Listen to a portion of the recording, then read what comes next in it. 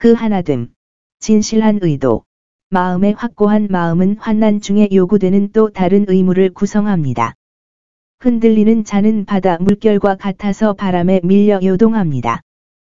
때로는 믿음으로 들렸다가 불신으로 다시 엎드러지는 것, 영광과 존귀와 썩지 아니함을 얻으려는 의도로 때로는 하늘을 향해 올라갔다가 다시 몸의 안일함을 구함으로 가라앉는 것, 또는 이 세상의 향유, 이것은 마치 바람이 저리로 요동치는 것과 같이 오르락 내리락 하고 부풀고 가라앉는 바다의 물결에 비하면 매우 적절하고 우아합니다.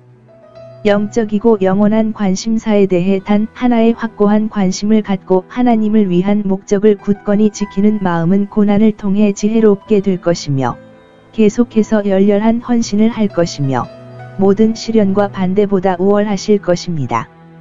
이제 사도는 흔들리는 심령과 연약한 믿음을 고치기 위해 이것들의 나쁜 영향을 보여줍니다.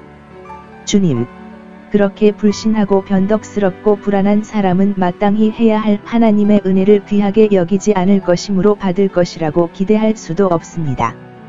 신적이고 하늘의 지혜를 구하는 데 있어서 우리가 그것을 루비와 이 세상에서 가장 위대한 것보다 더 높이 평가할 마음이 없다면 우리는 결코 승리할 수 없을 것입니다. 흔들리는 믿음과 영은 우리의 대화에 나쁜 영향을 미칩니다. 두 마음을 품은 사람은 모든 면에서 불안정합니다. 8절. 우리의 믿음과 영이 두 번째 원인으로 오르락 내리락 할 때 우리의 모든 대화와 행동에 큰 불안정이 있을 것입니다. 이것은 때때로 사람들을 세상의 경멸에 노출시킬 수 있습니다. 그러나 그러한 방법으로는 하나님을 기쁘시게 할 수 없으며 결국 우리에게 어떤 유익도 얻을 수 없습니다. 우리가 의지할 하나님은 오직 한 분이시지만 우리에게 다스려져야 할 하나님은 한 분이시며 이것이 우리를 균일하고 안정되게 유지해 줄 것입니다.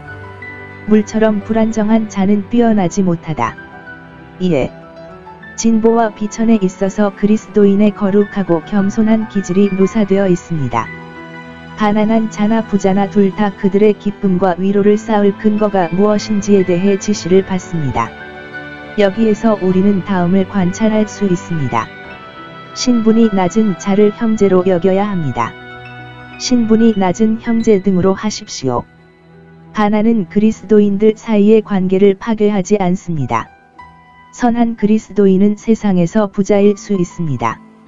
은혜와 부는 완전히 일치하지 않습니다. 믿음의 조상 아브라함은 은과 금이 풍부했습니다. 둘 다 기뻐할 수 있습니다. 어떤 거짓말의 조건도 우리를 하나님 안에서 기뻐할 수 있는 능력에서 떨어뜨리지 않습니다. 우리가 그를 항상 기뻐하지 않는다면 그것은 우리 자신의 잘못입니다. 낮은 지위에 있는 사람들은 믿음이 풍부하고 하나님 나라의 상속자로 승용되면 기뻐할 것입니다. 휘트비 박사가 이 장소를 설명하는 것처럼 부자는 겸손한 섭리를 기뻐할 것이니 이는 그들이 비천하고 겸손한 마음의 성품을 나음이니 이는 하나님 보시기에 지극히 값진 것이니라. 누구든지 의를 위하여 가난하게 되는 곳에서 그들의 가난은 그들의 높임을 받는 것이니라. 그리스도를 위하여 욕을 받는 것은 영광입니다. 당신에게는 고통이 주어졌습니다. 은혜로 말미암아 낮아지게 된 모든 사람은 마침내 하늘에서 높아지게 될 전망을 기뻐할 수 있습니다. 부자가 자기의 재물도 없어짐으로 말미암아 자기의 재물에도 불구하고 스스로 겸손하고 낮아지는 이유가 무엇인지 주목하라. 그는 불의 꽃과 같이 지나가리라. 그와 그의 재물이 그와 함께 있음. 11절. 해가 뜨거움과 함께 뜨거워지기 전에 불이 마를 것이니라. 그러므로 세상의 분은 시들어가는 것입니다.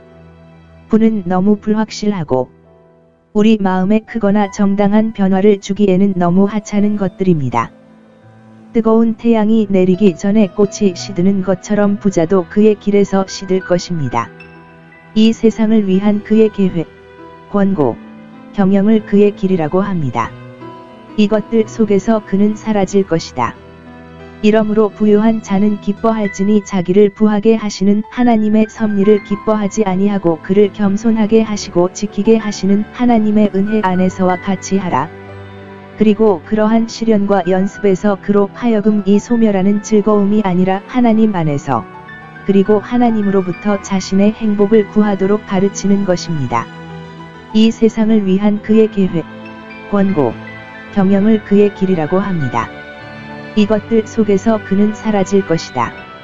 이러므로 부요한 자는 기뻐할지니 자기를 부하게 하시는 하나님의 섭리를 기뻐하지 아니하고 그를 겸손하게 하시고 지키게 하시는 하나님의 은혜 안에서와 같이 하라.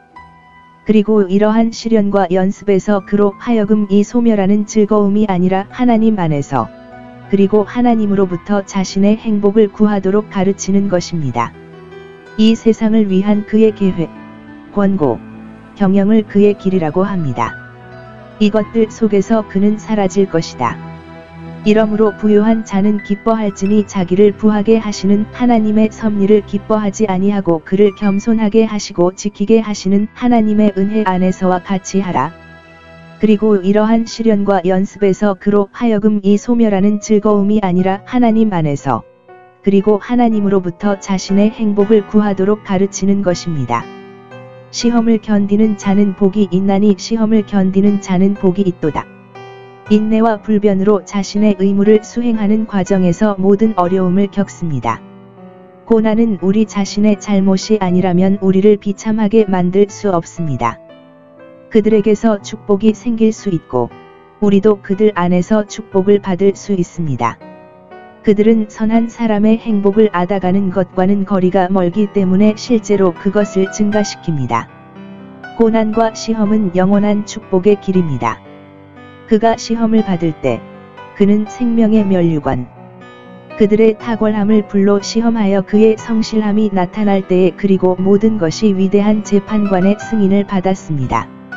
그러므로 하나님의 승인을 받는 것이 그리스도인의 모든 시련의 큰 목표임을 주목하십시오. 그리고 마침내 그가 생명의 면류관을 받을 때 그것이 그의 축복이 될 것입니다. 시험을 받은 그리스도인은 면류관을 쓴 자가 될 것이며 그가 입을 면류관은 생명의 면류관이 될 것입니다. 그것은 그에게 생명과 행복이 될 것이며 영원히 지속될 것입니다. 우리는 잠시 동안만 십자가를 지지만 영원히 면류관을 쓰게 될 것입니다.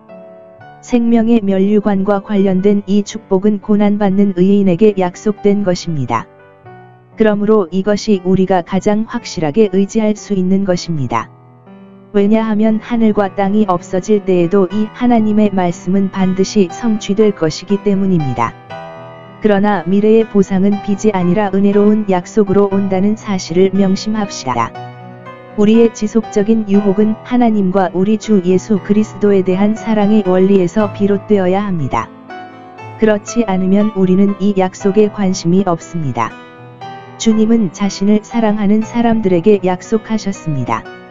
바울은 어떤 사람이 어떤 종교적인 이유로 자기 몸을 불사르기까지 하되 자선이 부족하거나 하나님과 사람에 대한 우월한 진실한 사랑 때문에 하나님을 기쁘시게 하지 못하거나 그에게 인정을 받지 못할 수도 있다고 생각합니다.